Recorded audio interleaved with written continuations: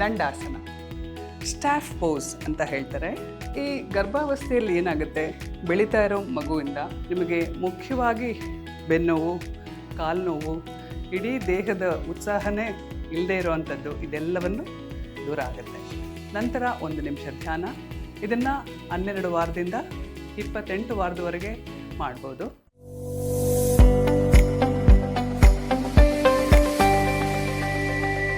ನಮಸ್ತೆ ಎಲ್ಲರಿಗೂ.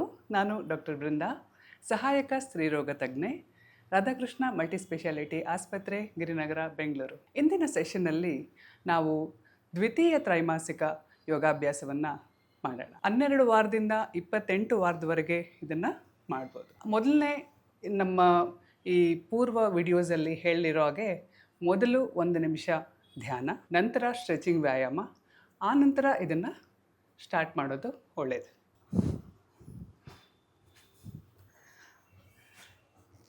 ಮೊದಲನೇದಾಗಿ ದಂಡಾಸನ, ಸ್ಟಾಫ್ ಪೋಸ್ ಅಂತ ಹೇಳ್ತಾರೆ. ಈ ಗರ್ಭಾವಸ್ಥೆಯಲ್ಲಿ ಏನಾಗುತ್ತೆ, ಬೆಳೀತಾ ಇರೋ ಮಗುವಿಂದ ಬೆನ್ನು ಮೂಳೆ ಹೀಗೆ ಬಾಗುತ್ತೆ.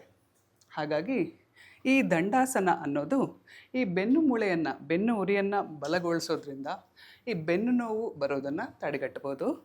ಹೀಗೆ ನೇರವಾಗಿ ಕೂತ್ಕೋಬೇಕು. ಈ ಮರದ ತುಂಡು ಹೇಗಿರುತ್ತೋ ಹಾಗೆ ಬಹಳ ನೇರವಾಗಿ ಕೂತ್ಕೋಬೇಕು. 1 ರಿಂದ 3 ನಿಮಿಷ ಸರಳ ಉಸಿರಾಟ ಇರಲಿ. ಇದೆಲ್ಲ ಕ್ರಮೇಣ ಮಾಡ್ತಾ ಮಾಡ್ತಾ ಸರಿಯಾದ ರೀತಿಯಲ್ಲಿ ಮಾಡೋದಕ್ಕೆ ಸಾಧ್ಯ ಆಗುತ್ತೆ. ಮಧ್ಯ ವಿಶ್ರಮಿಸ್ಬೋದು, ಮತ್ತು ನೀವು ಅದೇ ಭಂಗಿಯಲ್ಲಿ ಬರ್ಬೋದು.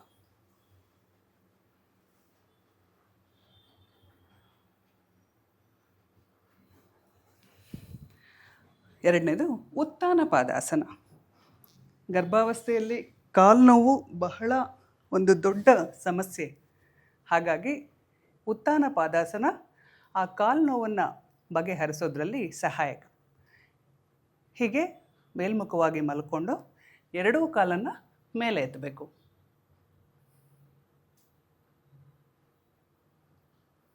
ಸರಳ ಉಸಿರಾಟ ಇರಲಿ. 1 ರಿಂದ 3 ನಿಮಿಷ ನೀವು ಈ ಭಂಗಿಯಲ್ಲಿ ಇರ್ಬೋದು.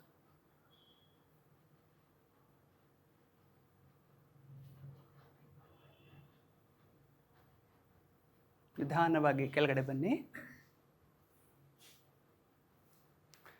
ಒಂದು ಪಕ್ಕ ತಿರುಗಿ ಮೇಲೆ. 3ನೇ ಆಸನ ಮಾರ್ಜಾರಾಸನ, ಬಿಟಿಲಾಸನ. ವಜ್ರಾಸನಕ್ಕೆ ಬನ್ನಿ. ನಂತರ ಮಾರ್ಜಾರ, ಬೆಕ್ಕು ಹೇಗೆ ಮಾಡುತ್ತೆ, ಹೀಗೆ. ಮತ್ತು ಬಿಟಿಲ ಅಂದರೆ ಹಸು, ಹೀಗೆ. ಆ ಥರ ಭಂಗಿಗಳನ್ನು ಅಭ್ಯಾಸ ಮಾಡುವಂಥದ್ದು. ಮಾರ್ಜಾರಾಸನ, ಬಿಟಿಲಾಸನ. ಇದನ್ನು 15 ರಿಂದ 20 ಸಾರಿ ಮಾಡ್ಬೋದು.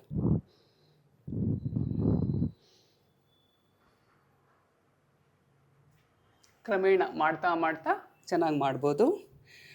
ಪ್ರಾರಂಭದಲ್ಲಿ ಎಷ್ಟು ಸಾಧ್ಯ ಆಗುತ್ತೋ ಅಷ್ಟು ಮಾಡಿ, ಚಿಂತೆ ಇಲ್ಲ.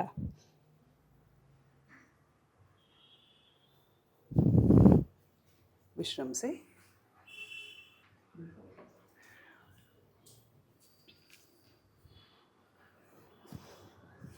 ಮುಂದಿನ ಆಸನ ತ್ರಿಕೋನಾಸನ. ಕಾಲನ್ನು 1 ರಿಂದ 2 ಅಡಿ ಅಗಲ ಮಾಡಿ ಒಂದು ಪಕ್ಕದಲ್ಲಿ ಬಗ್ಗುವಂಥದ್ದು. ಅಂಗೈ ತುದಿಯನ್ನು ನೋಡಬೇಕು. 1 ರಿಂದ 3 ನಿಮಿಷ ನೀವು ಅದೇ ಭಂಗಿಯಲ್ಲಿ ಇರುವಂಥದ್ದು.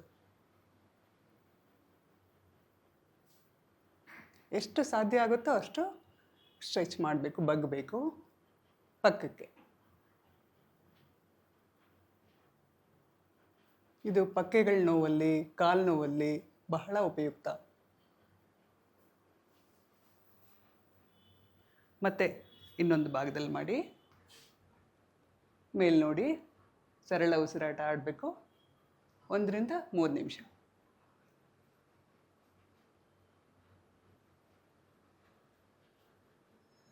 ನಿಧಾನವಾಗಿ ಮೇಲೆ ಬನ್ನಿ. ಮುಂದಿನ ಆಸನ ವೀರಭದ್ರಾಸನ. ಕಾಲುಗಳನ್ನು 1ರಿಂದ 2 ಅಡಿ ಅಗಲ ಮಾಡಿ ಒಂದು ಪಕ್ಕಕ್ಕೆ ತಿರುಗಿ ಬಲ ಮಂಡಿಯನ್ನು ಸ್ಟ್ರೆಚ್ ಮಾಡಿ ಮುಂದೆ ನೋಡಿ. ಸರಳ ಉಸಿರಾಟ.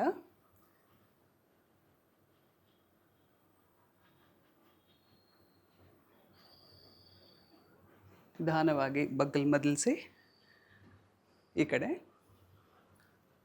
ಎಡಮಂಡಿಯನ್ನು ಸ್ಟ್ರೆಚ್ ಮಾಡಿ